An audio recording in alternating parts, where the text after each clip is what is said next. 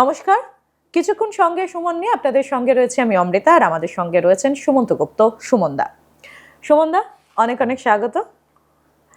সুমনদা, এর আগের দিন যে এপিসোডটা ছিল না, যে মোবাইল আমাদের কাছে আশীর্বাদ না অভিশাপ, ওই এপিসোডের পর আমার মনে হয়েছিল আরো কিছু বলার দরকার রয়েছে, মানুষের তোমার থেকে আরো অনেক কিছু জানার দরকার রয়েছে। আজকাল তুমি রাস্তাঘাট যেখানে বলো না কেন, পার্ক, রেস্টুরেন্ট, ক্যাফেটেরিয়া, যেখানেই দেখবে মানুষ ঠিক এইভাবে তাকিয়ে বসে রয়েছে, কারণ হাতে মোবাইল রয়েছে, কিছু না কিছু দেখছে। মোবাইল ফোনটাকে একটা অ্যাডিকশনের জায়গায় চলে গেছে। কিছুদিন পর যেরকম নানান জায়গায় আমরা দেখি নেশা মুক্তি কেন্দ্র, সেরকমই কি দেখা যাবে মোবাইল অ্যাডিকশন মুক্তি কেন্দ্র? এটা খুব দারুণ দারুণ প্রশ্ন, সত্যিকারে খুব ইন্টারেস্টিং প্রশ্ন এটা। দেখো, সাময়িক সুখী হওয়ার জন্য, খুশি পাওয়ার জন্য আমরা যে এই সোশ্যাল মিডিয়ার মহাসাগরে ডুব দিয়েছি না, আমরা অটোমেটিক্যালি অ্যাডিক্টেড হয়ে গেছি। রাইট, আমরা অটোমেটিক্যালি অ্যাডিক্টেড হয়ে গেছি। এবং এই অ্যাডিকশনটা কেউ না কেউ কোনো না কোনোভাবে এটা আমাদের ভেতর করিয়েছে, ঢুকিয়ে দিয়েছে। এবং তুমি হয়তো জানলে অবাক হবে, এবং দর্শকরা জানলে অবাক হবে, যে এই যে আমাদের অ্যাডিক্টেড করে ফেলেছে, আমরা বেরোতে পারছি না, ইচ্ছে থাকলেও বেরোতে পারছি না, যেখানে যাচ্ছি সবসময় মোবাইলটাকে দেখছি। এটা কিন্তু এর একটা থিওরি আছে পেছনে, যে মানুষকে কিভাবে অ্যাডিক্টেড করা যায়, ঠিক আছে? এবং এই টোটাল জিনিসের সোশ্যাল মিডিয়া টোটাল যে কন্ট্রোল করে আকর্ষণ করানোর জন্য, সেই কন্ট্রোলিংটা হয়েছে সিলিকন ভ্যালি থেকে। টোটাল কন্ট্রোলিংটা হয়। দেখবে তুমি কন্টিনিউয়াসলি মেসেজ আসতে থাকে, কন্টিনিউয়াসলি কিছু না কিছু আসতেই থাকে একটা তোমার মোবাইলে। টোটাল কন্ট্রোলিংটা হয় হচ্ছে সিলিকন ভ্যালি থেকে। ওরা কি থিওরি অ্যাপ্লাই করেছে, যে থিওরিটা জেনারেলি গ্যাম্বলিং যে সোসাইটি আছে, যারা হাউসগুলো আছে, সেখানে যে থিওরি ওরা অ্যাপ্লাই করে, সেই থিওরিটা এরাও অ্যাপ্লাই করেছে। গ্যাম্বলিংয়ে কি থিওরি অ্যাপ্লাই করে, যে তোমাকে কিছু পাইয়ে দিয়ে তোমার কাছ থেকে ম্যাক্সিমাম জিনিসটা ছিনিয়ে নেবো আমি। এটা হচ্ছে গ্যাম্বলিং এর থিওরি। তোমাকে আমি অ্যাট্রাক্ট করবো, প্রথমে তুমি অ্যাট্রাক্ট করে যেই আমাকে পা দিলে সঙ্গে সঙ্গে তোমাকে কিছু পাইয়ে দেবো আমি। যেই পাইয়ে দেবো, এবার তোমার কাছ থেকে আমি নিংড়ে বার করে নেবো সব জিনিস। সেটাই হচ্ছে গ্যাম্বলিং এর থিওরি। এখানেও সেম জিনিসটা করে। এখানে কি করছে, প্রথমে একটা আকর্ষণ তৈরি করছে বিভিন্নভাবে। এবার তুমি দেখবে লক্ষ্য করে, একটা সোশ্যাল মিডিয়া আছে যেখানে তুমি একবার যদি তার একটা প্রোগ্রাম দেখো, সেম প্রোগ্রাম কন্টিনিউয়াসলি আসতে থাকবে নেক্সট 3-4 দিন 5 দিন ধরে। ও তখন মার্ক করে যে তাহলে এই ভদ্রলোকের এইটা জিনিসটা ইন্টারেস্টেড, অ্যালগরিদমে চলে যাচ্ছে। ও তখন কি করো, ওইগুলো কি ও এই মোবাইলের নাম্বারে ও প্রসেস করতে থাকে, অটোমেটিক প্রসেসিং হয়। সিস্টেমটা এভাবে তৈরি করা আছে, ঠিক আছে? তখন কি হয়, তুমিও সেটা ইন্টারেস্টেড বলে তুমিও সেখানে ঢুকে যাচ্ছ, আস্তে আস্তে দর্শকরা ঢুকে যাচ্ছে। ঢুকে কি হচ্ছে, আলটিমেটলি আমরা অ্যাডিক্টেড হয়ে যাচ্ছি। আমরা এই আসক্তি নিয়ে তো কেউ জন্মায় না, আসক্তি নিয়ে আমরা কেউই জন্মাইনি, কিন্তু আমাদের এই আসক্তিটা তৈরি করে দিয়েছে, তৈরি হতে সাহায্য করেছে কেউ, ঠিক আছে? এটা কিন্তু বাই কেবল intentionally created by the business houses, right?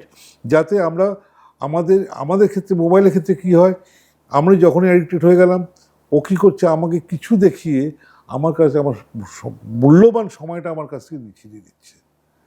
আমি কিছুই বুঝতে পারছি না, যে আমার আস্তে আস্তে আমার সময় চলে যাচ্ছে।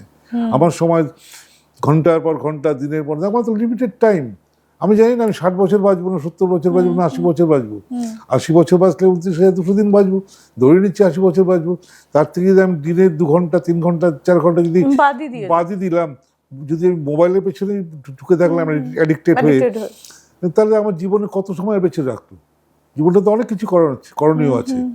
তো কী হচ্ছে, অ্যাডিকশানটা তৈরি করে দিচ্ছে, আমাকে অল্প কিছু পাইয়ে আমার কাছ থেকে মূল্যবান জিনিসটাও কেড়ে নিচ্ছে, ঠিক আছে?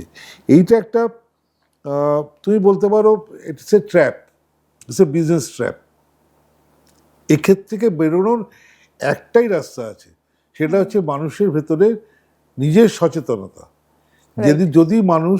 যদি দর্শক বন্ধুরা, যাদের সাথে যারা দেখছেন এই প্রোগ্রাম, আমার তাদের কাছে একটা সবিনয় নিবেদন রয়েছে, যে আপনারা একটু সচেতন হন, আপনারা রিয়েলাইজ করুন। আপনাদের আমি কখনো বলছি না যে আপনারা মোবাইল, সোশ্যাল মিডিয়া দেখবেন না, এটা আমি কখনো বলছি না।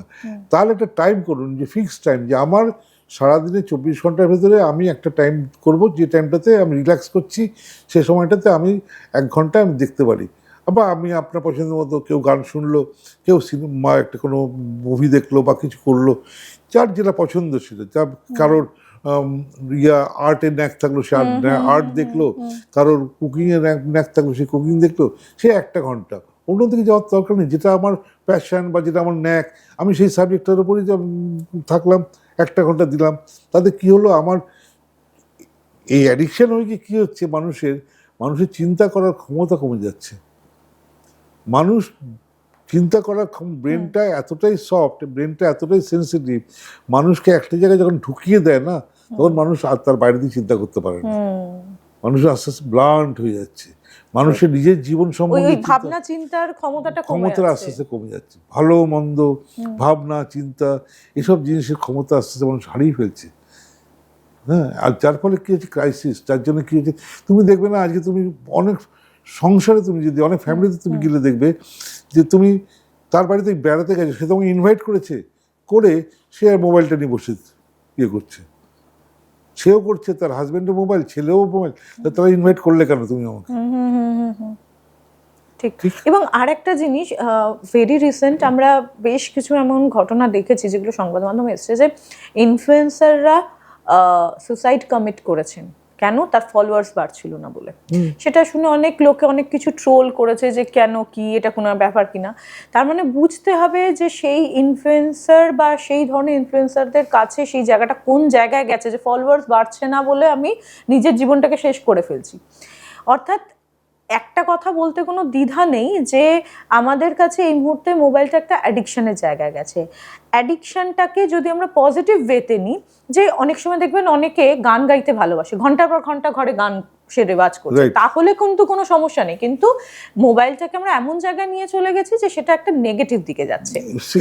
সেদিনকে আমি একটা ঘটনা দেখলাম, আমার দেখে এত খারাপ লাগছিল, আমি পরে ভদ্রমহিলাকে বলতে বাধ্য হলাম, উনি লাইন ক্রস করছেন, মোবাইলে কথা বলতে বলতে। হ্যাঁ, লাইন ক্রস করছে মেন রোডের ওপর দিয়ে। আমি বললাম যে ম্যাডাম, আপনাকে হাত জোর করছি, আপনারা আমি অনেক বয়সে বড়, তো আপনি আমাকে একটা কথা বলতে পারবেন, এই যে কলটা আপনি করছেন, কলটা বন্ধ হলো,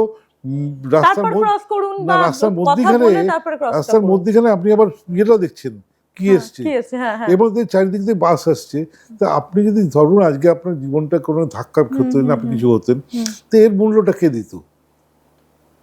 না সেটা ঠিক আছে, দেখবো, চেষ্টা করবো এগুলো যাতে না হয় আগে। একদমই তাই। এই চেষ্টাটা আমাদের করতেই হবে যাতে মোবাইলের অ্যাডিকশন থেকে আমরা বেরিয়ে আসতে পারি। আমাদের অনুষ্ঠান কেমন লাগছে জানাতে ভুলবেন না। আমাদের চ্যানেলটাকে লাইক, শেয়ার, সাবস্ক্রাইব অবশ্যই করবেন। ধন্যবাদ।